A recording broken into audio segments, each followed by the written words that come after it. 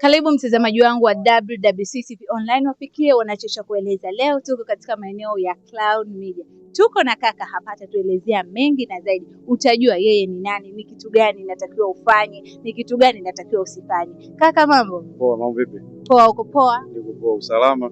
Usalama ni zero. Kwa nini una hela? Sina hela, wewe wagumu. Tumaliza interview nitakuachia chochote. Asante sana. Okay, wanakufahamu kwa jina gani? Mimi nafahamika kwa majina yangu kwenye passport, George Mwarusamba, jina langu la sanaa Truba TZ. TRUBA/TZ. Umejikita sana katika muziki hivi. Nafanya hip hop au rap. Yeah. Unaonaje lapa kwa Tanzania, tuseme kwa Tanzania, kwa mwanamuziki wa Kitanzania, lapa kwa msichana, kwako wewe imekaje kaje? Wasanii wa kike wapo na wanafanya vizuri, na hii ni sio kuanzia sasa, ni kuanzia zamani. Walikuwa kina CD, walikuwa kina Sister B, walikuwepo watu wengi wamesha kufanya rap na walisikika. Na sasa hivi nimeona kuna vijana ambao kwa majina siwajui, lakini wakifanya at least unaona kuna kitu mtoto wa kike anafanya, anapambana. Lakini swali hilo ukilihamisha kwamba kwa watoto wa kiume, kwa watoto wa kiume wa sasa rappers ni kama hatuna, yani hakuna future ya rappers kwa Tanzania. Yes, tofauti na ilivyokuwa zamani. Unahisi hiyo inatokana na kitu gani zaidi? Uwezo wa kufikiri wa vijana sasa hivi umekuwa mdogo. Yes. Wanatumia sana AI. Wanatumia AI na pia yani tunasema hawapo real. Yani hawawasilishi vile vitu vilivyopo kwenye jamii zao.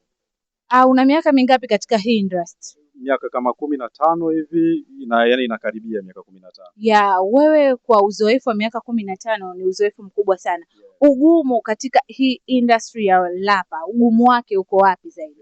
Ugumu katika industry ya watu wanaofanya rap ni sponsors au watu kuwekeza kwenye muziki ya aina hiyo, tofauti na muziki ya kuimba. Watu wanaoimba wengi wanawekewa hela, tofauti na watu ambao wanachana. Kwa watu wanaochana inatakiwa wawe wana mitaji wenyewe ili waweze kufika wanapotakiwa kwenda.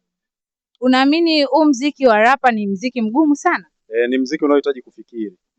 Kwa maana ya kuandaa ni muziki mgumu. Na pia kuwekezea ni muziki mgumu pia. Tofauti na hii muziki ya kuimba. Muziki wa kuimba mtu anaweza akatoa hapa akaimba kitu ambacho hakieleweki, lakini watu wakaelewa kisichoeleweka. Yes. Kwa upande wako unashauri nini kwa mtu ambaye anatamani kuingia katika muziki lakini hana kile kigezo cha kusema kwamba anarapa vizuri au ana sauti? Unamshauri nini sasa? Unamshauri aache. Yes. Kwa nini aache? Kwa sababu hana kigezo kama ulivyosema. Kwa hiyo huko atapoteza muda. But anapenda iko kitu. Apende kutusikiliza sisi ambao tunaweza kufanya hivyo. Kuna kitu atajifunza yeye, au kama ana talent nyingine anatakiwa kuendelea na hiyo. Lakini huku kunahitaji akili, kunahitaji uwekezaji, kunahitaji vitu vingi kidogo. Kwenye platform zako nimeona kuna muziki mpya unaingia. Yes. Naomba uintro kwa wanaonifuatilia sasa WWC TV Online, sikiliza. Muziki wetu mpya unaitwa Madeni. Madeni maana yake nadaiwa sana. Nasema sio siri, nimeandaa mwana madeni. Nimetoka kwenye reli. Yeah. Nimefeli. Wengine mnawekaje hela benki? Nina deni jipya kila siku. Yeah. Nimeweka bondi kila kitu. Nadaiwa mtaa mzima. Ndio maana sionekani. Natoka usiku kwa usiku.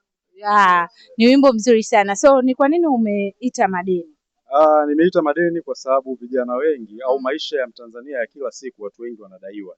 Kama haitakuwa kwenye simu itakuwa kwa mangi, kama sio kwa mangi kwa rafiki yako, kama sio kwa rafiki yako shule, kuna ada, kuna vitu vikodi za nyumba, kila mtu anadaiwa. Wewe mwenyewe hapo unahisi unadaiwa. Sana. Yes, watu wanasongesha kwenye simu na sehemu zingine. Kwa hiyo nikaona niwape ujumbe wa maisha ambayo watu wanaishi kila siku. Yes. Okay, asante sana. Karibu sana. Nashukuru. Karibu sana. Yeah. Tulikuwa katika maongezi, tulikuwa katika interview ndogo. Sasa usisahau kusubscribe channel yako ya WWC TV Online, wafikie wanacho cha kueleza. Ni mimi mtangazaji wako Janet Banekwa. Ciao.